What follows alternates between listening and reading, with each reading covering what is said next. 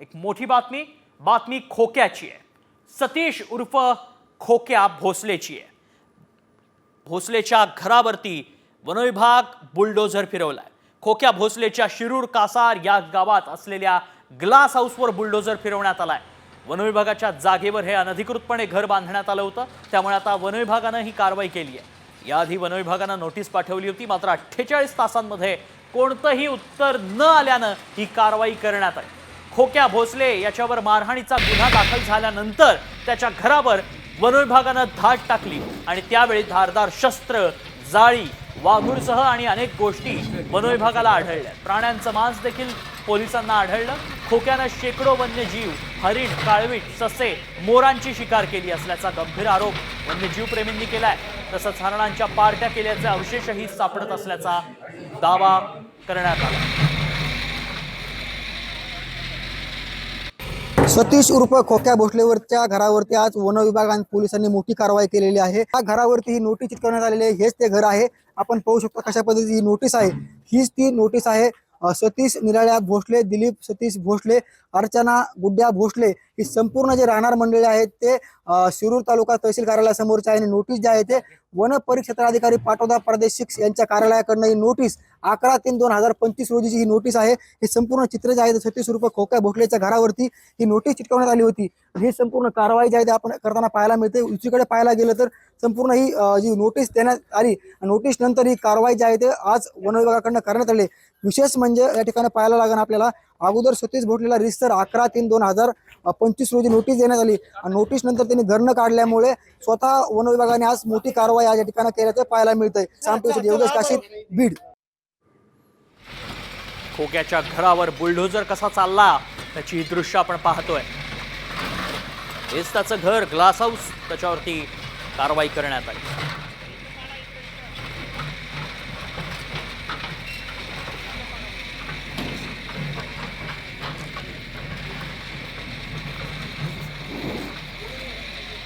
खोक्याच्या घरावर बुलडोझर चालवण्यात आलाय। अनेक गुन्हे खरं तर खोक्यावरती दाखल आहेत आणि आज खोक्या प्रयागराजमध्ये लपून बसला होता, त्याला पकडण्यात आलाय। बीड पोलिसांच्या तो ताब्यात आहे। वनविभागानं खोक्याच्या घरावर थेट बुलडोझर चालवलाय। खोक्यानं वनविभागाच्या जागेवर कारण हे घर बांधलं होतं आणि त्यामुळे त्याला नोटीस बजावण्यात आली होती, मात्र त्या नोटीसला त्यानं कोणतंही उत्तर दिलं नाही आणि अखेर वनविभागानं मग कारवाई केली, बुलडोझर चालवलाय।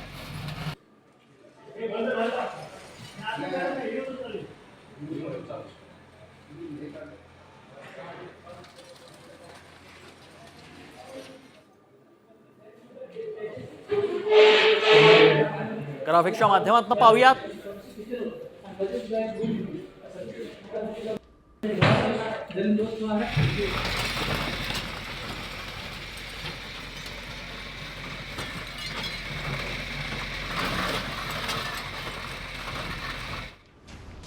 खोक्या भोसलेच्या शिरूर कासार गावातील घरावर बुलडोझर चालवण्यात आलाय। वनविभागानं काय कारवाई केली आपण पाहतोय। वनविभागाच्या जागेवरच बांधण्यात आलं होतं हे अनधिकृत घर। कारवाई संदर्भात वनविभागानं नोटीस पाठवली। नोटीसला 48 तासास कोणतंही उत्तर न आल्यानं कारवाई। खोक्याच्या घरात वन्यजीव प्राण्यांचे अवशेष आढळले होते।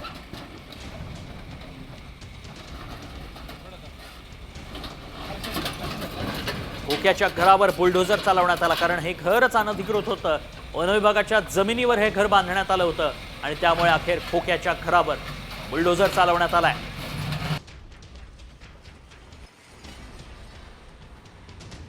दरम्यान वनपरिक्षेत्र अधिकारी श्रीकांत काळे यांच्याशी खास बातचीत केली आमचे प्रतिनिधी योगेश काशीद यांनी। सतीश उर्फ खोक्या भोसलेच्या घरावरती आज वन विभागाने कारवाई करण्यात आलेली आहे। ज्या जागेवरती त्याचं घर होतं ती जागा वन विभागाची होती आणि सतीश भोसलेवरती शिरूर पोलीस ठाण्यामध्ये वेगवेगळ्या स्वरूपाचे 4 गुन्हे दाखल आहेत। त्याच्यापैकी 2 गुन्हे हे वन विभागाचे आहेत। आजची जी कारवाई जी होती ती अतिक्रमणाच्या बाबतीतली होती, जे वन विभागाच्या जागेवर जे अतिक्रमण केलेले आहे, भारतीय वन कायदा 1927च्या अंतर्गत ज्या कायद्यानुसारची आम्ही ती कारवाई केलेली आहे। तसेच त्यांच्यावर आम्ही वन विभागानं 2 गुन्हे दाखल केले आहेत। वन्यजीव संरक्षण कायदा 1972च्या अंतर्गत आम्ही त्याच्यावर गुन्हा दाखल केलेला आहे। तसेच अतिक्रमणाच्या बाबतीतला आम्ही गुन्हा दाखल केलेला आहे। जवळपास आमची जवळपास 30 ते 40 जणांचा स्टाफ होता. तसंच आमच्यासोबत माननीय तहसीलदार होते, तहसीलदार शिरूर, माननीय API जे होते पोलीस स्टेशनचे ते होते आणि आमचा वन विभागाचा स्टाफ, तसंच पोलीसचा स्टाफ वगैरे आणि माननीय विभागीय वनाधिकारी जे अमोल गरकळ साहेब आहेत, त्यांच्या मार्गदर्शनाखाली पूर्ण कारवाई झालेली आहे. साम टीव्हीसाठी योगेश काशीद, बीड. खोक्या कुणालाही सोडणार नाही. मुख्यमंत्री फडणवीसांनी थेट इशारा दिलाय. खोक्याच्या घरावर एकीकडे कारवाई करण्यात आली तर दुसरीकडे मुख्यमंत्री फडणवीसांनीही थेट इशारा दिल्याचं पाहायला मिळालं. खरं म्हणजे आता इथे मी वेव्स करता आलोय, पण तुम्ही मला सोडणार नाही. त्यामुळे महाराष्ट्रामध्ये वेव चालू आहे. खोक्या असो, खोक्या असो, बोक्या असो, ठोक्या असो, कोणालाही सोडलं जाणार नाही. सगळ्यांना ठोकणार. खरं म्हणजे आता इथे मी वेव्स करता आलोय, पण तुम्ही मला सोडणार नाही. त्यामुळे महाराष्ट्रामध्ये वेव चालू आहे. खोक्या असो, खोक्या असो, बोक्या असो, ठोक्या असो, कोणालाही सोडलं जाणार नाही. सगळ्यांना ठोकणार. भाजप आमदार सुरेश धसांचा निकटवर्तीय खोक्या भोसले अखेर जेरबंद झाला. मात्र खोक्या बीड ते प्रयागराज पोहोचला कसा? खोक्यानं पोलिसांना गुंगारा नेमका कसा दिला आणि याबरोबरच 6 दिवस खोक्यानं कुठे कसा प्रवास केला? सगळ्याची उत्तरं या रिपोर्टमधून. खोक्या प्रयागराजला पोहोचला कसा? पोलिसांना गुंगारा, खोक्याला आश्रय कुणाचा? खोक्या बोक्या सगळ्यांना ठोकणार. खोक्या असो, बोक्या असो, ठोक्या असो. भाजप आमदार सुरेश धसांचा निकटवर्तीय असलेल्या खोक्या भोसलेला प्रयागराजमधून जेरबंद करण्यात आलाय. त्याला बीड पोलिसांच्या ताब्यात देण्यात आलाय. मात्र बीड जिल्ह्यातील शिरूर ते प्रयागराज हा प्रवास खोक्यानं कसा केला आणि 6 दिवस खोक्या पोलिसांना कसा गुंगारा देत होता त्याची माहिती समोर आली आहे. दुसरा गुन्हा दाखल झाल्यावर खोक्यानं शिरूरमधून पुण्याच्या दिशेनं पळ काढला. पुण्यात वेगवेगळ्या ठिकाणी 2 दिवस त्यानं मुक्काम केला. पुण्यातून शिरूर कासारच्या बॉर्डरवर माध्यमांना प्रतिक्रिया. तिसऱ्या दिवशी अहिल्यानगरमध्ये मुक्काम. अहिल्यानगरहून संभाजीनगरमध्ये दाखल. संभाजीनगरमध्ये मुक्काम करून ट्रॅव्हल्सनं प्रयागराजला रवाना. विमानानं पलायन करण्याच्या तयारीतील खोक्याला प्रयागराजमध्ये बेड्या.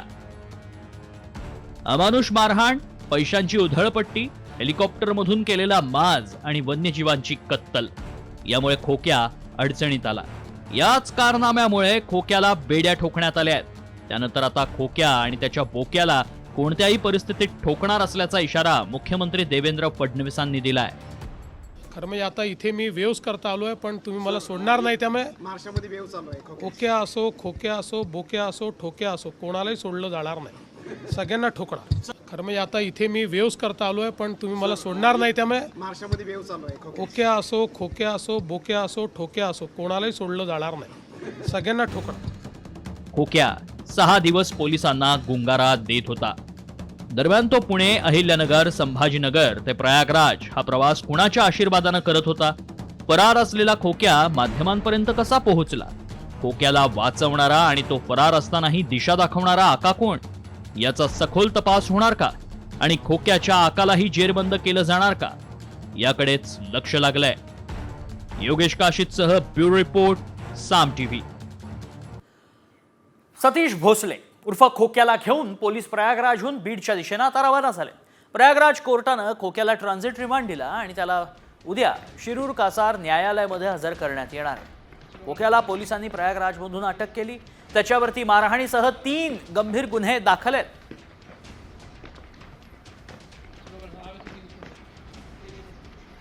आणि आता बातमी पाहूयात बीडमधून, कारण बीडमधील मारहाणीचा आणखी एक व्हिडिओ सध्या समोर येतोय. मार खाणाराच मारकुटा निघाल्याचं यात स्पष्ट दिसतंय. धनंजय देशमुखांचे साडू दादा खिंडकर यांनी मारहाण केलेल्या व्यक्तीचा हा व्हिडिओ आहे. ओंकार सातपुतेला खिंडकरनं मारहाण केली होती. आता ओंकार सातपुतेच मारहाण करताना पाहायला मिळतो. दादा खिंडकर यांनी ओंकार सातपुतेला मारहाण केल्याचा व्हिडिओ समोर आला होता. त्यानंतर पिंपळनेर पोलीस ठाण्यात दादा खिंडकरसह 7 जणांवर गुन्हे दाखल करण्यात आले होते. गुन्हा दाखल झाल्यानंतर दादा खिंडकर सकाळी पोलिसांना शरण आले.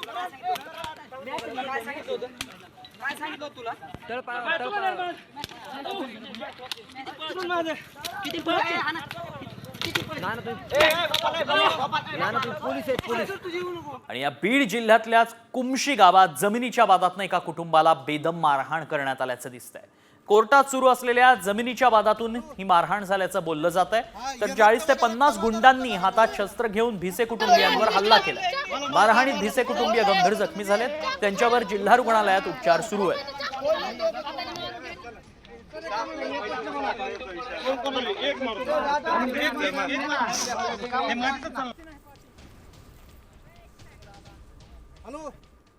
बातमी बीडमधूनच. बीड पोलिसांवर थेट आडनाव काढून टाकण्याची वेळ आली. ती का पाहूया. बीडमध्ये पोलिसांवर थेट आडनाव काढून टाकण्याची वेळ आली. बीडच्या पोलीस अधीक्षकांनी आता बीड जिल्ह्यातल्या पोलिसांना आडनाव न लावण्याच्या सूचना दिल्या. त्याची सुरुवात त्यांनी स्वतःपासूनच केली. बीडमध्ये सरपंच संतोष देशमुखांच्या हत्येमुळे हा जातीचा मुद्दा पुढे आला. पोलीस जात पाहून आरोपींना मदत करत असल्याचा आरोप करण्यात आला. त्यामुळे पोलीस अधीक्षकांनी पोलिसांच्या नेम प्लेटवर जातीचा उल्लेख न करण्याच्या सूचना दिल्या आहेत. पास्ट काय आहे आणि आमच्या कास्ट काय आहे त्याच्यावर आमचं काम डिपेंड होत नाही. आम्ही सगळे लोकांना कायद्याप्रमाणे निष्पक्षप्रमाणे आम्ही त्यांना सर्व्हिस देणार आहे. आणि सिमिलरली जे येणारे कंप्लेनंट आहे, येणारे जनता आहे, त्यांना आमच्या लोकांची चेस्ट बघून, त्यांच्या नेम प्लेट बघून ते कुठल्याही प्रकारचा बायस नाही फॉर्म करणार की हे माणूस आमचा ऐकणार की नाही ऐकणार. या निर्णयामुळे एक गोष्ट समोर आली, ती म्हणजे बीडमध्ये जातीयवाद एवढा वाढलाय की पोलिसांना थेट आपलं आडनावच काढून टाकावं लागतंय. त्यामुळे आता तरी बीडमधले प्रश्न सुटणार का हेच पाहायचं. नाशिकमधनं बातमी येते. नाशिक पोलिसांकडून सलग दुसऱ्या दिवशी कृष्णा आंधळेचा शोध घेणं सुरूच आहे. पोलिसांची 3 पथकं कृष्णा आंधळेचा शोध घेत आहेत. मात्र कृष्णा आंधळे नाशिकमध्ये असल्याचा कोणताही ठोस पुरावा काही मिळाला नाही. नाशिकच्या गंगापूर रोड परिसरात कृष्णा आंधळे दिसल्याचा दावा स्थानिक नागरिक गीतेश बनकर यांनी केला होता. या दाव्यानंतर काल दिवसभर पोलिसांनी शोध मोहीम राबवली आहे. अनेक ठिकाणचे सीसीटीव्ही कॅमेरे देखील पोलिसांनी तपासले. त्या ठिकाणचे सीसी फुटेजेस तपासलेत, परंतु असं कुठेही त्याने सांगितलेल्या वर्णनाचा व्यक्ती फुटेजमध्ये आढळून आलेलं नाही. त्या ठिकाणापासून पलीकडे जाणाऱ्या, दोन्ही बाजूकडे जाणाऱ्या रस्त्यांवरचेही फुटेजेस बघितले, परंतु तसं काही आढळून आलेलं नाही आहे. तरीही गंगापूर पोस्टने त्याचबरोबर क्राईम युनिट 1, 2 यांच्या टीम्स शहरामध्ये इतर ठिकाणी, त्याचबरोबर ग्रामीण भागातही शोध घेणं चालू आहे. सीसी फुटेज तपासणं आणि विचारपूस करणं. पुढ्यात पुढच्या बातमीकडे बातमी आता येते अमरावतीतनं. अमरावती विमानतळाला DGCI कडून एरोड्रम परवाना मिळालाय. अमरावतीवरून उड्डाणाचा मार्ग त्यामुळेच मोकळा झालाय. अमरावती विमानतळाला हवाई उड्डाणासाठी आवश्यक असलेला परवाना DGCA कडून मिळालाय. त्यामुळे आता अमरावती विमानतळावरून हवाई उड्डाणाचा मार्ग मोकळा झालाय. अलायन्स एअरचं अमरावती मुंबई अमरावती असं विमान त्यामुळे या महिना अखेरीस तरी उड्डाण घेणार आहे. DGCAचं प्रमाणपत्र प्रातिनिधिक स्वरूपात देण्यात आलंय. आणि आता बातमी आहे 20 वर्षांपूर्वी दुरावलेले ठाकरे बंधू एकत्र येण्याची. त्याचा मुहूर्तही ठरलाय. मात्र ठाकरे बंधू एकत्र येण्याचा मुहूर्त नेमका कधी आहे? ठाकरे बंधू मनोमिलनाची गुढी उभारणार आहेत का? जाणून घेऊ. ठाकरे बंधू एकत्र गुढी उभारणार. राज ठाकरे आणि उद्धव ठाकरेंचं मनोमिलन होणार. ठाकरे बंधू मिलन कार्यक्रमाची पत्रिका समोर. ही पत्रिका नीट निरखून पहा.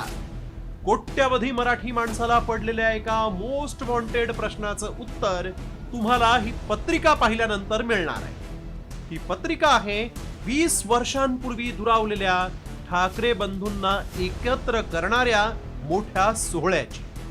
होय, ही अनोखी पत्रिका आहे ठाकरे बंधू मिलन कार्यक्रमाची. मराठी माणसाचं नवीन वर्ष यंदा ठाकरे बंधूंच्या एकत्र येण्यानं साजरं होण्याची शक्यता आहे. कारण गुढीपाडव्याला मराठी सेनेनं ठाकरे बंधू मिलन कार्यक्रमाची तयारी केली आहे. माननीय राजसाहेब ठाकरे आणि उद्धवजी साहेब ठाकरे यांना एकाच मंचावर एकाच ठिकाणी आणण्याचा माझा प्रयत्न आहे. ते 30 मार्चला मी बाळासाहेबांच्या स्मृतीच्या समोर त्यांना एकत्र आणण्याचा प्रयत्न करेल. ह्याची निमंत्रण पत्रिका छापलेली आहे. दोन ठाकऱ्यांमुळे मराठी माणसाची मतं विभागली जातात. ह्याचाच फायदा कुठेतरी आघाड्यांना होतोय. माझं एक म्हणणं आहे, दोघं एकत्र आले तर निश्चितच मराठी माणूस कुठेतरी सन्मानार्थ आपण जगताना मुंबईत तरी बघितलं जाईल. मराठी सेनेनं याआधी देखील राज ठाकरे आणि उद्धव ठाकरेंना एकत्र आणण्यासाठी अनेकदा प्रयत्न केले, मात्र आतापर्यंत त्याला काही यश आलेलं नाही. विधानसभा निवडणुकांमध्ये शिंदे आणि भाजपच्या भूमिकेमुळे राज ठाकरेंना मोठ्या पराभवाला सामोरं जावं लागलं आणि त्यानंतर राज आणि उद्धव एकत्र येण्याची चर्चा सुरू झाली. त्याला अनेक कारणंही निमित्त ठरली. निकालानंतर राज उद्धव एकत्र येण्याच्या चर्चा कशा बरं सुरू झाल्या तेही पाहू. निकालानंतर 3 विविध खासगी कार्यक्रमात राज ठाकरे, उद्धव ठाकरे आणि रश्मी ठाकरे एकत्र, दोघांमध्ये चर्चा आणि हास्य विनोद. मनसे आयोजित पुस्तक कार्यक्रमात शिवसेनेचे नेते संजय राऊतांची उपस्थिती.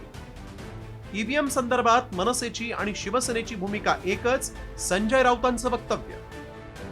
निवडणुकांनंतर जाहीर कार्यक्रमातून राज ठाकरेंकडून भाजपचा समाचार, मात्र उद्धव ठाकरेंचा उल्लेखही नाही. विधानसभेच्या निवडणुकांचे निकाल ठाकरे बंधूंसाठी धक्कादायक होते. राज ठाकरेंच्या एकमेव आमदारासह मुलाचा देखील या निवडणुकीत सपाटून पराभव झाला, तर उद्धव ठाकरेंच्या आमदारांची संख्याही रोडावली. दरम्यानच्या काळात राज ठाकरेंची भाषा बदलली. त्यामुळे मराठी माणसाच्या हितासाठी ठाकरे बंधू एकत्र येणार का आणि नव्या राजकीय समीकरणांची नांदी होऊन आगामी महापालिका निवडणुकीत मनसे आणि शिवसेनेची युती होणार का, हेच आता पाहायचंय. ब्युरो रिपोर्ट, साम टीव्ही मराठी. त्यामुळे मनोमिलनाची राजकीय गुढी उभारली जाते का हेच पाहावं लागेल. पुढची बातमी आनंदाची आहे, कारण लाडक्या बहिणींच्या खात्यात आता 3000 रुपये जमा व्हायला सुरुवात झाली आहे. होळीच्या दिवशी पैसे जमा झाल्यानं लाडक्या बहिणी आनंदल्या आहेत. हे पैसे काढण्यासाठी लाडक्या बहिणींनी गर्दीही केली आहे. नंदुरबारमध्ये पोस्ट ऑफिस समोर रांगा लागलेल्या पाहायला मिळाल्या. लाडक्या बहिणींना 2 हप्त्याचे पैसे मिळत आहेत.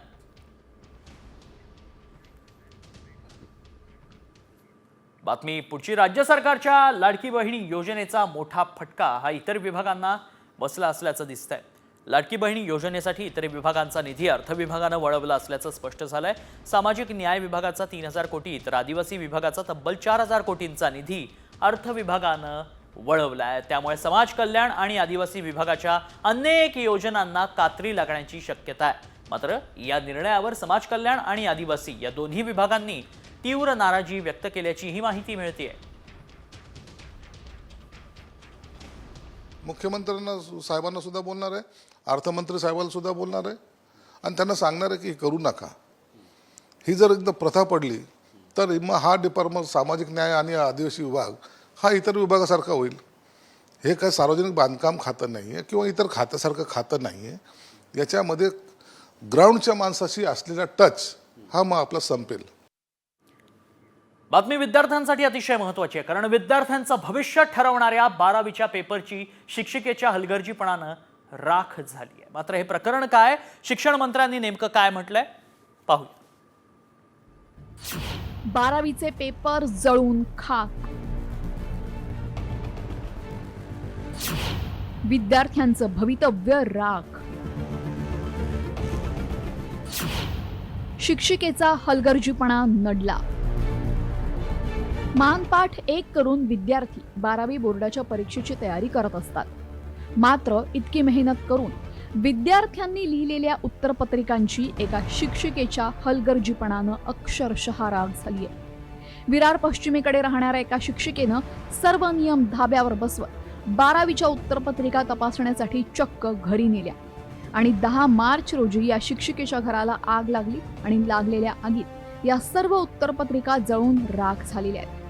12वीच्या organisation of commerce and management या विषयाच्या 175 उत्तरपत्रिका या आगीत जळाल्या आणि या घटनेमुळे आता अनेक प्रश्न उपस्थित होत आहेत. नियमात नसताना सुद्धा शिक्षिकेने उत्तरपत्रिका घरी नेल्याच कशा?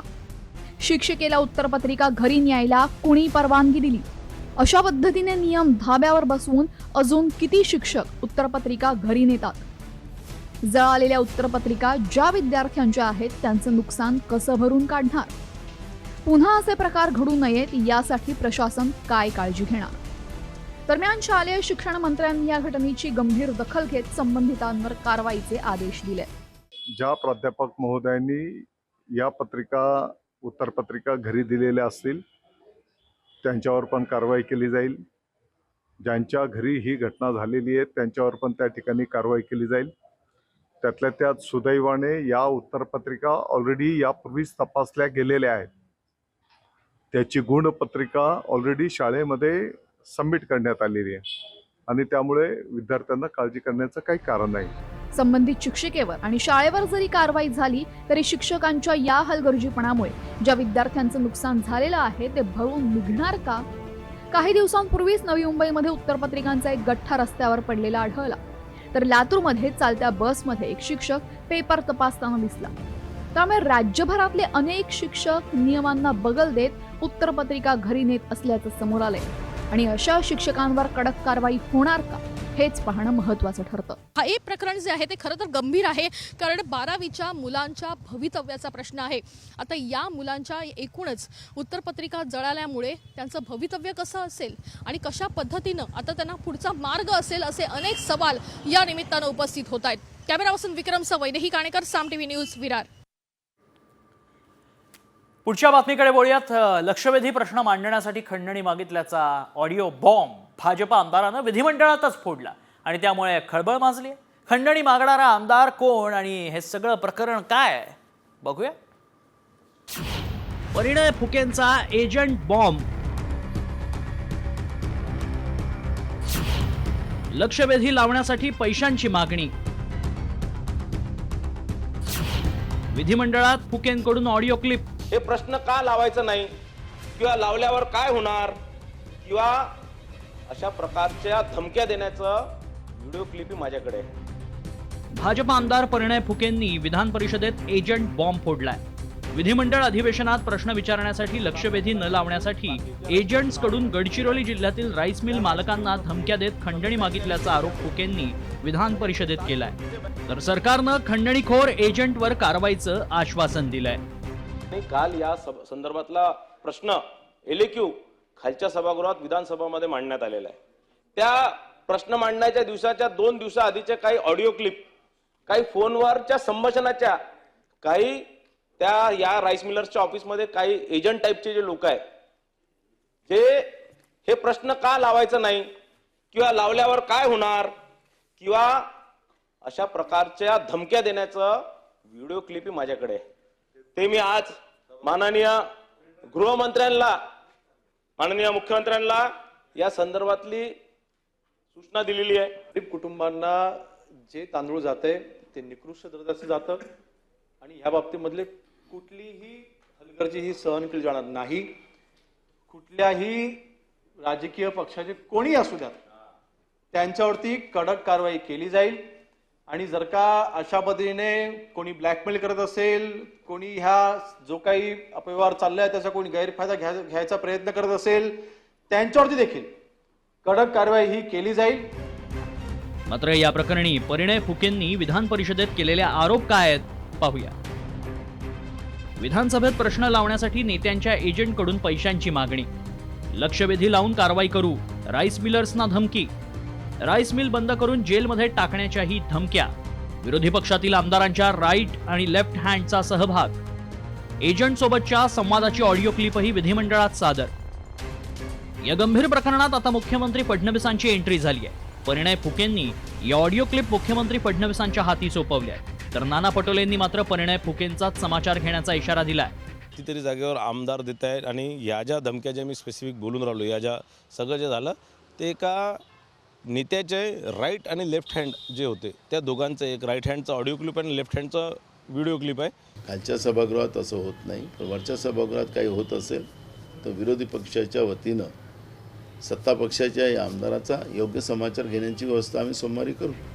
मंत्रालयातील फिक्सर आणि दलालांच्या विरोधातील कारवाईबाबत मुख्यमंत्री फडणवीसांनी याआधीच थेट संकेत दिले होते. चौकशी चाललेली आहे किंवा मंत्रालयामध्ये त्यांच्याबद्दल परसेप्शन हे फिक्सरचं आहे. कोणी नाराज झालं तरीही मी अशाला मान्यता देणार नाही. मंत्रालयातील दलाली आणि फिक्सिंग हे राज्याला काही नवं नाही. या टोळ्या हद्दपार करण्यासाठी मुख्यमंत्री फडणवीसांनी हालचाली सुरू केल्या आहेत. मात्र आता राज्याच्या सर्वोच्च सभागृहात प्रश्न मांडण्यासाठी थेट पैसे मागितले जात असतील तर अशा खंडणीखोर एजंटना आणि त्यांच्या आकांना कायद्याचा झटका द्यायला हवा. पराग ढोबळेसह ब्युरो रिपोर्ट, साम टीव्ही. त्यामुळे या एजंटला चाप बसणार का हेच पाहायचं. पुढची बातमी. ऐन सणासुदीत बुलढाणा जिल्ह्यात युवा पुरस्कार मिळालेल्या शेतकऱ्यानं आत्महत्या केली आहे. कैलास नागरे असं या शेतकऱ्याचं नाव आहे. आत्महत्यापूर्वी त्यांनी 3 पानी सुसाईड नोट लिहून ठेवली आहे. शेतकऱ्यांना खडकपूर्णा जलाशयातून शेतीसाठी पाणी मिळत नसल्यानं कैलास नागरेंनी टोकाचं पाऊल उचललंय. सुसाईड नोटमध्ये त्यांनी शेतकऱ्यांच्या अडचणी स्पष्ट केल्या आहेत. सरकारच्या दुर्लक्षाचाही उल्लेख आहे. कैलास नागरे परिसरातील शेतकऱ्यांमध्ये अत्यंत लोकप्रिय होते, त्यामुळे त्यांच्या आत्महत्येनं संतापाची लाट उसळली आहे. 2700 शेतकरी राज्यामध्ये आत्महत्या करतात, हे राज्याला भूषणावं आहे का? आणि ज्या शेतकऱ्यांचा सन्मान तुम्ही करताय, तरुण शेतकरी म्हणून त्याला पुरस्कार देते राज्य सरकार, त्याला गौरवत आहे आणि तो पाण्यासाठी चक्रा मारून मारून आपली जीवनयात्रा संपवतो, म्हणजेच तुमच्या त्या पुरस्काराला काय अर्थ राहिला? बातमी राष्ट्रवादीच्या गोटातनं पवारांच्या राष्ट्रवादीचे प्रदेशाध्यक्ष जयंत पाटलांनी भाजप प्रवेशाचे संकेत दिले. मात्र जयंत पाटील भाजपशी जवळीक का साधतायत? गेल्या काही दिवसात जयंत पाटील भाजपात जाण्यासाठी वातावरण निर्मिती करतायत का? बघूया. माझी गॅरंटी घेऊ नका, माझं काही खरं नाही. ऐकलं? हे धक्कादायक विधान आहे पवारांच्या राष्ट्रवादीचे प्रदेशाध्यक्ष जयंत पाटलांचं. जयंत पाटलांनी शक्तीपीठ महामार्गाच्या विरोधातील मोर्चात हे वक्तव्य केलं आणि त्यांच्या भाजप प्रवेशाच्या चर्चांना पुन्हा एकदा बळ मिळालं. मात्र या चर्चांवर पाटलांनी तातडीनं सफाईदारपणे स्पष्टीकरण दिलंय. राजू शेट्टींनी एखादा झेंडा हातात घेतला की तो कधी सोडलेला नाही. त्यामुळे राजू शेट्टींच्या नेतृत्वाखाली ह्या माझी गॅरंटी घेऊ नका, माझं काही खरं नाही. कारण काय, तुम्हाला माझ्या मनात शंका असल्या, माझ्याबद्दल शंका असल्यामुळे तुम्हाला हमी देणंही जरा धोक्याचं आहे. तर सांगायचा मुद्दा काय आहे की ते आज खासदार राहिले असते तर लोकसभेत भाषण करता आले असते आणि ते झाले असते खासदार. ते माझा सल्लाच ऐकत नाहीत, हा माझा प्रॉब्लेम आहे. तुम्ही आंदोलन करा, आम्ही तुमच्यावर आहे, माझ्यावर विश्वास ठेवू नका, कारण त्यांचा विश्वास नसतो आमच्यावर, असा माझा यापूर्वीचा अनुभव आहे. त्यांना म्हटलं की माझ्यावर काही विश्वास ठेवू नका, माझं काही खरं नाही, कारण त्यांचंच ते पूर्वी काही काळापूर्वी म्हणणं होतं. त्यामुळे त्याचा अर्थ इकडे पक्षात जाणार का तिकडे पक्षात जाणार असं काढण्याची काही आवश्यकता नाही आहे. हे प्रकरण जयंत पाटलांच्या स्पष्टीकरणानंतरही थांबलं नाही.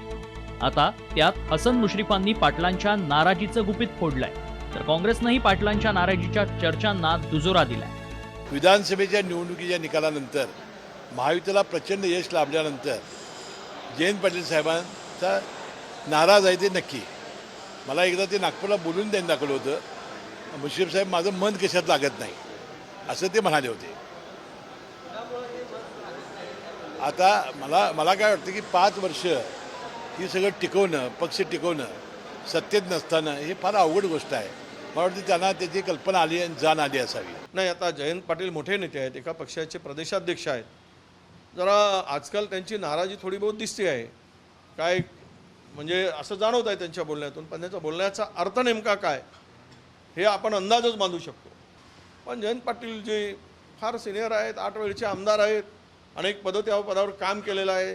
आता त्यांना काय अपेक्षा आहे? यापेक्षा मला वाटतं हे सगळ्या वावड्याच ठराव्यात, या सगळ्यामध्ये काही तथ्य नाही. लोकसभा निवडणुकीनंतर जयंत पाटील पवारांच्या राष्ट्रवादीत नाराज असल्याची चर्चा रंगली आहे. मात्र त्याची कारणं काय आहेत पाहूया.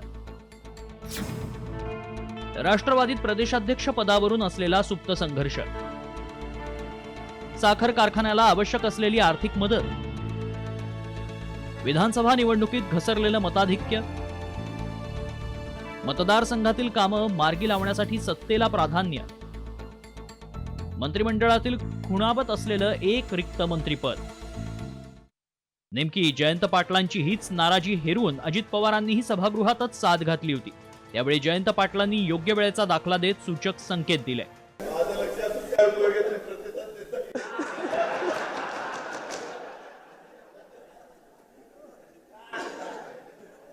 आमच्या पक्षाचा एक वाक्य आहे दादा, आपल्या पक्षाचं, योग्य वेळी योग्य निर्णय. विधानसभा निवडणुकीनंतर जयंत पाटलांची भाजपशी जवळीक वाढल्याचं चित्र आहे. जयंत पाटलांच्या मतदारसंघातल्या कार्यक्रमाला केंद्रीय मंत्री नितीन गडकरींनीही हजेरी लावली होती. तर आता मुख्यमंत्री फडणवीसांनीही जयंत पाटलांना अप्रत्यक्षपणे ऑफर दिली आहे. तर प्रॉब्लेमच तो आहे की तुम्ही जयंतराव, तुमचा प्रॉब्लेम तुम्ही चुकीच्या वेळी चुकीच्या ठिकाणी राहता आणि चुकीच्या गोष्टी सांगता. पक्षांतर्गत कोंडी आणि खुणावत असलेलं एक रिक्त मंत्रीपद, त्यामुळे जयंत पाटील पवारांची साथ सोडणार की पक्षनिष्ठा कायम ठेवत पवारांना साथ देणार याकडेच लक्ष लागलंय. ब्युरो रिपोर्ट, साम टीव्ही. पुढच्या बातमीकडे. सिडको लॉटरी धारकांना साम हेल्पलाईनवरती व्यथा मांडण्यात आली आहे. विजेत्यांना मिळालेल्या घरांच्या एकूण क्षेत्रात तफावत असल्याचा आरोप एका ग्राहकानं केला. सिडकोनं विजेत्यांना इरादापत्र पाठवलं, त्यात कार्पेट एरियात बदल झाल्याचं त्यांनी म्हटलंय. जाहिरातीत वाशीमधल्या 1 BHK घराचा कार्पेट एरिया हा 322 चौरस फूट दाखवण्यात आला. मात्र इरादापत्रात घराचं क्षेत्र अवघं 291.92 चौरस फूटच असल्याचा आरोप करण्यात आलाय. म्हणजेच तब्बल 30 चौरस फुटांचं घर हे कमी वाट्याला येत आहे. कार्पेट एरिया कमी आहे, मात्र किंमत तेवढीच आहे आणि त्यामुळेच विजेत्यांकडून आता संताप व्यक्त होतोय. 1 BHK घराचं चटई क्षेत्र हे 322 स्क्वेअर फीट असेल असं नमूद करण्यात आलं होतं व आता इरादापत्रामध्ये तेच क्षेत्रफळ 290 ते 292 स्क्वेअर फीट एवढं दाखवलं जात आहे व किंमतही जी 322 स्क्वेअर फीटसाठी आकारली जाणार होती तीच किंमत 290 ते 92साठी आकारली जात आहे. याबद्दल ग्राहकांमध्ये खूप मोठी नाराजी व्यक्त केली जात आहे. सिडकोकडून ही खूप मोठी फसवणूक ही ग्राहकांची झाली आहे. नेमकं काय प्रकरण आहे पाहूयात. ग्राफिक्सच्या माध्यमातून सिडकोने 19,518 विजेत्यांना घराचं इरादापत्र पाठवलं. जाहिरातीत कार्पेट एरिया 322 चौरस फुटांचा आहे. इरादापत्रात मात्र घराचं क्षेत्रफळ 291.91 चौरस फूट दाखवण्यात आलंय. इरादापत्रानुसार तब्बल 30 चौरस फुटाची तफावत आहे. घराचं क्षेत्रफळ कमी करूनही किंमत मात्र तेवढीच राहणार आहे. आणि आता बातमी महाराष्ट्र प्रदूषण नियंत्रण मंडळाच्या अजब दाव्याची. गोदावरी नदी प्रदूषित नसल्याचा दावा महाराष्ट्र प्रदूषण नियंत्रण मंडळ करत आहे. धक्कादायक बाब म्हणजे वर्षभरात रामकुंडावरील पाणी एकदाही प्रदूषित नसल्याचा दावा अहवालामध्ये करण्यात आलाय.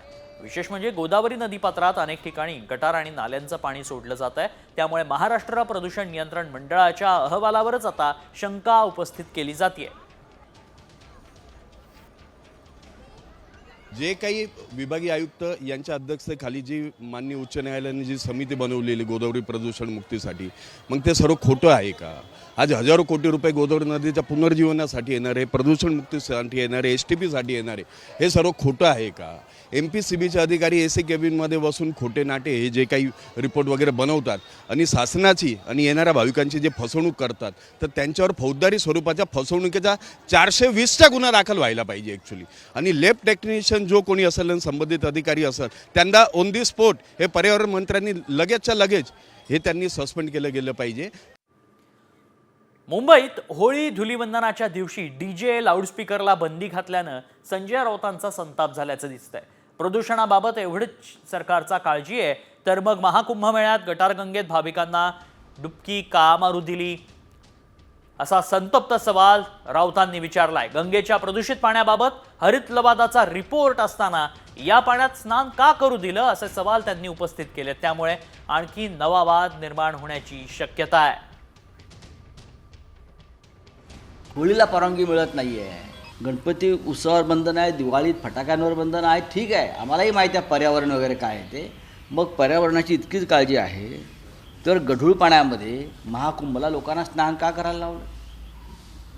तुम्हाला पर्यावरणाची इतकी काळजी आहे तर नॅशनल ग्रीन ट्रिब्युनलचा रिपोर्ट असतानासुद्धा त्या गटारगंगेमध्ये लाखो कोटी रुपयांना लोकांना तुम्ही कोट्यावधी लोकांना तुम्ही का आतमध्ये डुबकी मारायला लावली? आणि महाराष्ट्रात तुम्ही आम्हाला पर्यावरणाच्या गोष्टी सांगता. 7-12 उतार्याबाबत आता एक सगळ्यात मोठी बातमी पाहूयात, कारण आता पोट हिस्स्यांनाही नकाशे मिळणार आहेत. एका 7-12 उतार्यात अनेक खातेदार असल्यानं त्यांचे पोट हिस्से तयार केले जातात. या पोटहिस्स्यांमधील जमीन मालकांना मात्र एकाच सातबारा उतार्यावर अवलंबून राहावं लागतं. मात्र पोटहिस्स्यांनाही नकाशे मिळणार असल्यानं खातेदारांमधला तसंच भावकीतला वाद मिटण्यास मदत होईल. राज्यातील 12 तालुक्यातील 1081 गावांना प्रायोगिक तत्वावर लवकरच पोटहिस्स्यांचे नकाशे उपलब्ध केले जातील. आता पोटहिस्स्यांना सुद्धा नकाशे मिळणार आहेत. एका 7/12 उतार्यात अनेक खातेदार असल्यानं त्याचे पोटहिस्से होतात. प्रत्येक 7/12च्या पोटहिस्स्याची मोजणी आणि नकाशा आता मिळेल. यामुळे जमिनीची नेमकी हद्द कळेल आणि हद्दीवरून होणारे वादही टळतील. खरेदी विक्रीसाठी इतर खातेदारांच्या संमतीची गरजही भासणार नाहीये. तर पोटहिस्सेदारांना बँकांकडून कर्ज मिळण्यासाठी सुद्धा मदत होईल. पुढच्या बातमीकडे वळूयात. आमदार योगेश टिळेकरांचे मामा सतीश वाघ हत्या प्रकरणात आता एक धक्कादायक माहिती समोर येते. सतीश वाघांवर जादूटोण्याचा प्रयोग करण्यात आला होता. पुणे पोलिसांनी लष्कर न्यायालयात दाखल केलेल्या आरोपपत्रातून हे समोर आलंय. सतीश वाघांचे अपहरण करून हत्या करण्यात आली होती. या प्रकरणी अक्षय जावळकर, मोहिनी वाघसह 6 जणांना अटक करण्यात आली आहे. प्रेमसंबंधातून मोहिनी वाघ हिनं सतीश वाघ यांच्या हत्येची सुपारी दिली होती. बातमी यवतमाळमधनं, कारण यवतमाळ जिल्ह्यातील वणी शहरात भटक्या कुत्र्यांनी चिमुकल्यावर हल्ला केलाय. सदाशिव नगर भागात अंगावर काटा आणणारी ही घटना घडली आहे. हा चिमुकला सायकलवर खेळत असताना कुत्र्यांनी हल्ला केला. प्रसंगावधान राखत या चिमुकल्यानं स्वतःला वाचवलंय. ही घटना CCTVमध्ये चित्रित झाली आहे. भटक्या कुत्र्यांचा प्रश्न दिवसेंदिवस गंभीर होत चाललाय. भटक्या कुत्र्यांमुळे नागरिकांमध्ये दहशतीचं वातावरण आहे. मोकाट कुत्र्यांचा बंदोबस्त करण्याची मागणी जोर धरतीये. म्हणजे माझं प्रशासन एवढंच म्हणणं आहे की म्हणजे हे काही झालं हा आमचा मुलगा थोडा म्हणजे हे असल्यामुळे तो स्वतःचा जीव वाचवू शकला. स्वतःच्या तावडीतून त्या कुत्र्याच्या भटक्या कुत्र्याच्या तावडीतून सुटू शकला. पण कदाचित जर का एखाद्या म्हणजे लहान मुलगा वगैरे सापडला तर त्याचा बरं वाईट झालं तर त्याला कोण जबाबदार आहे. त्यामुळे प्रशासनाने लवकरात लवकर ह्या भटक्या कुत्र्यांवर आवर घालावा हीच माझी शासनाला विनंती आहे. बातमी ठाण्यात येते. आजकालच्या पालकांना झालंय तरी काय असा सवाल उपस्थित करणारी धक्कादायक घटना समोर येते. 12-13 वर्षीय मुलगा SUV कार चालवत थेट शाळेत पोहोचलाय. ठाण्याच्या आनंदनगर भागातील न्यू होरायझन शाळेबाहेरचा हा व्हिडिओ असल्याचं सांगितलं जात आहे. अशा प्रकारे लहान मुलाच्या हातात कारचं स्टिअरिंग देणाऱ्या पालकांना शोधून त्यांच्यावर गुन्हे दाखल करा अशी मागणी आता होतीये.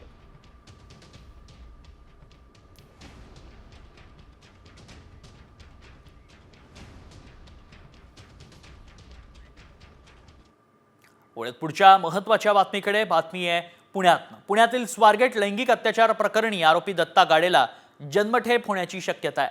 आरोपी गाडेवर पुणे पोलिसांनी अतिरिक्त 3 कलमांची वाढ केली आहे. एक गुन्हे सिद्ध झाल्यास गाडेला जन्मठेपेची शिक्षा होऊ शकते. पीडित महिलेचा रस्ता अडवणं, तिला मारहाण करणं आणि जबरदस्तीनं 2 वेळा संभोग करणं अशा गंभीर स्वरूपाच्या कलमांची वाढ करण्यात आली आहे.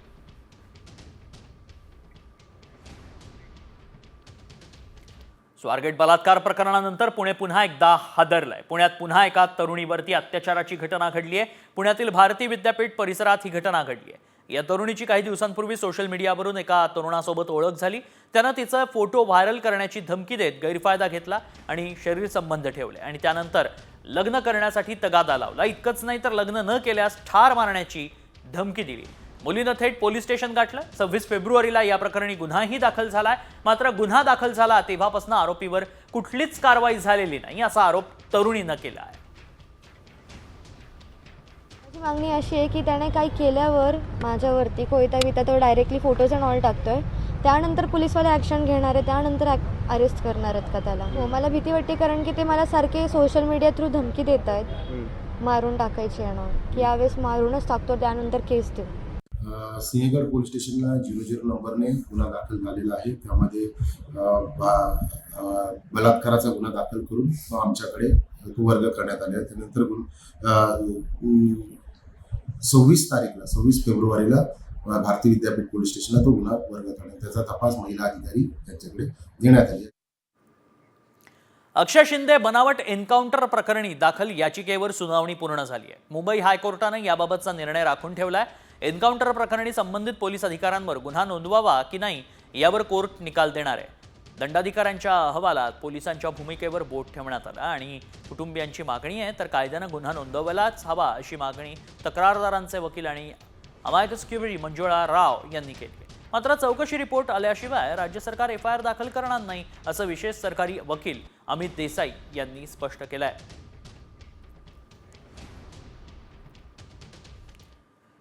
पुढची बातमी पुण्यातनं. पुण्यातील प्रादेशिक मनोरुग्णालयामध्ये कोट्यवधींचा घोटाळा झाल्याचा आरोप माहिती अधिकार कार्यकर्ते शरद शेट्टी यांनी उघडकीस आणलाय. याच संदर्भात नेमण्यात आलेल्या चौकशी समितीमध्ये मनोरुग्णालयाचे माजी वैद्यकीय अधीक्षक डॉक्टर सुनील पाटील यांच्यावर ठपका ठेवण्यात आलाय. डॉक्टर सुनील पाटील यांच्यावर अनधिकृत खरेदी, आर्थिक नियमांचं उल्लंघन करून निधीचा गैरवापर केल्याचा आरोप समितीनं ठेवलाय. समितीनं तत्कालीन सेवारत वैद्यकीय अधीक्षक, प्रशासकीय अधिकारी, कार्यालय अधीक्षक, लिपिक यांच्यावरही कठोर कारवाई करण्याची, गैरवापर केलेल्या निधीची वसुली करण्याची शिफारस केली आहे. या चौकशी समितीचा अहवाल साम टीव्हीच्या हाती लागलाय. चौकशीच्या अहवालात डॉक्टर सुनील पाटील यांच्यावर काय ठपका ठेवण्यात आलाय पाहूया. पुण्यातील प्रादेशिक मनोरुग्णालयामध्ये सध्या 992 रुग्ण आहेत. सौर पाणी यंत्रणा, तागाचे कपडे, उपकरणं खरेदी करताना सरकारी निधीचा गैरवापर झालाय. रुग्णांच्या हक्कांचा आणि कल्याणाचा विचार न करता स्वतःच्या हिताचे निर्णय घेतले. गैरव्यवस्थापन आणि भ्रष्टाचारानं रुग्णालयाच्या अत्यावश्यक सेवा धोक्यात आल्या. रुग्णांना घाणीत राहण्यास, थंड पाण्यानं आंघोळ, निकृष्ट दर्जाचं अन्न खाण्यास भाग पाडणं, आर्थिक अनियमितता, मानवी हक्कांचं उल्लंघन आणि रुग्णांची उपेक्षा.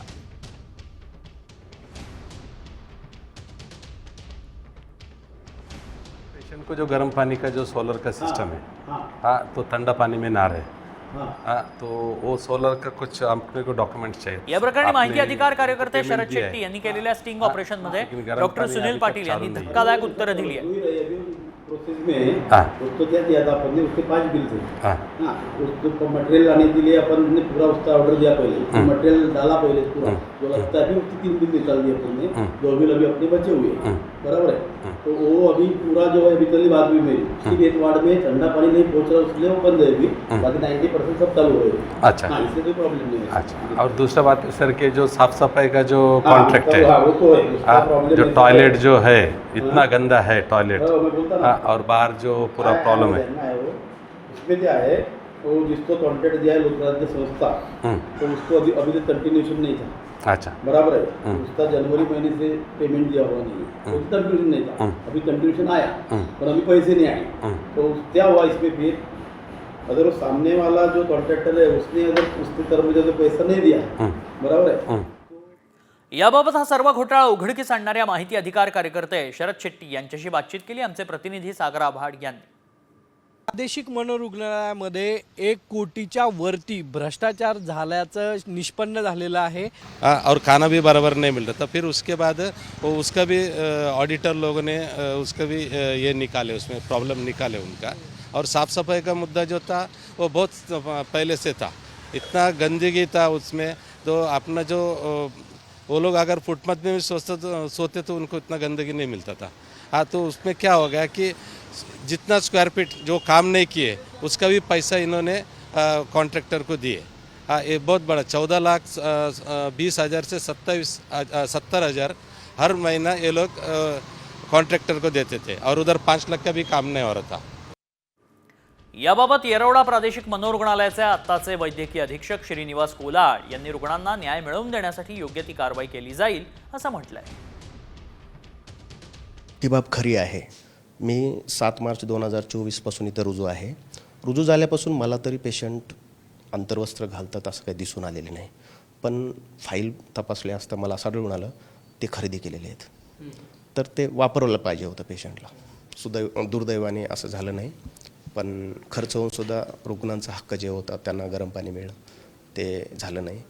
आपण ते प्रयत्न करू सध्या. ह्या जे काही अहवालात जे काही निदर्शनास आलेलं आहे त्यावरून सध्या आपण ह्यात सुधारणा करावं आणि रुग्ण हक्क अबाधित ठेवावं आणि जे काही निधी येतो फक्त त्यांच्यासाठी वापरावं एवढी अपेक्षा आहे. वळूयात पुढच्या बातमीकडे. चिपळूण तालुक्यातल्या सावर्डेमध्ये शिमगोत्सवाची अनोखी प्रथा आहे. चक्क पेट्टे निखारेच एकमेकांवर मारले जातात. पाहूयात एक रिपोर्ट.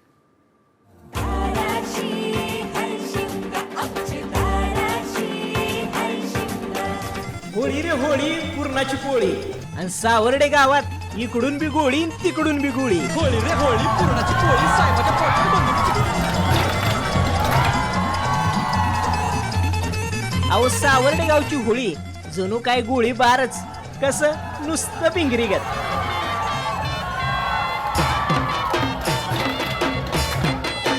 ही आहे रत्नागिरी जिल्ह्यातलं सावर्डे गाव. इथं होळीच्या दिवशी खेळ थेट आगी संगच.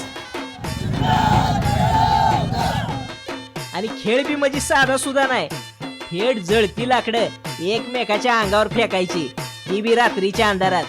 कसं नुसतं पुंगा फाईट आणि वातावरण उलटू टाईट. ही हाय सावर्डे गावची प्रथा. ग्रामदैवताच्या मंदिरामोहर मोकळ्या पटांगणात गावकऱ्यांच्या 2 गटामध्ये ही खेळ खेळला जातो. याला होल्टा म्हणतात. आता तुम्ही म्हणाल एखादं जळतं लाकूड अंगावर पडलं म्हणजे, अहो यात तर गंमत आहे. रात्रीच्या अंधारात ही खेळ खेळला जातो म्हणजे कसं जळती लाकडं दिसते ती आणि स्वतःचा बचाव करता येतो. बरं ही प्रथा म्हणजे ही होल्टा बघायला फक्त सावर्डे गावची माणसं नसतात, तर पंचक्रोशीतली माणसं इथं जमलेली असतात. आपल्या साम टीव्हीच्या माध्यमातून ही प्रथा तुम्ही बी बघा आणि तुम्ही बी अनुभव घ्या. तुम्हा सगळ्यांना होळी आणि धुळवडीच्या हार्दिक शुभेच्छा. रत्नागिरीवरनं अमोल कलये, साम टीव्ही.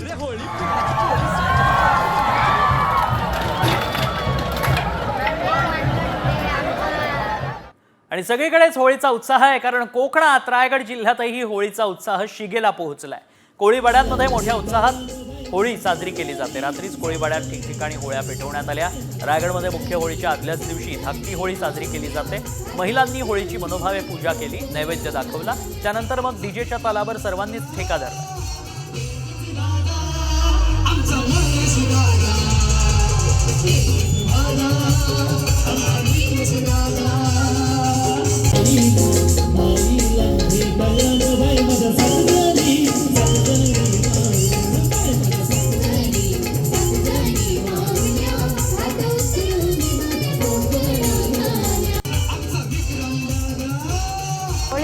पारंपरिक सण आहे. अगदी पिढ्यानपिढ्या आमची होळी हा सण साजरा करतो.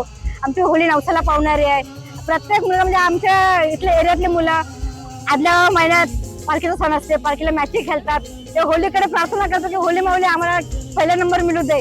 आणि ही आमची 14वी ट्रॉफी पहिल्या नंबरची विनरची. हे आमची होळी अशी नवसाला पावते. आम्ही सगळे एकत्र येतो, खूप मजेने सण साजरा करतो. आणि हाच उत्साह देशभरात पाहायला मिळतोय. होळी दहनाचा उत्सव सुरू झालाय.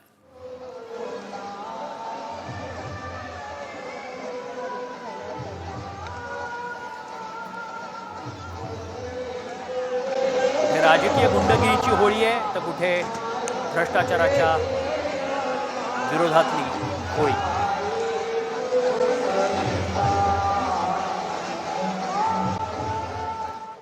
पुढची बातमी. तुमच्याकडे 100 आणि 200 रुपयांच्या नोटा आहेत का? तुमच्याकडे या नोटा असतील तर वेळीच सावध व्हा, कारण तुमच्या नोटा कधीही चलनातनं बाद होऊ शकतात.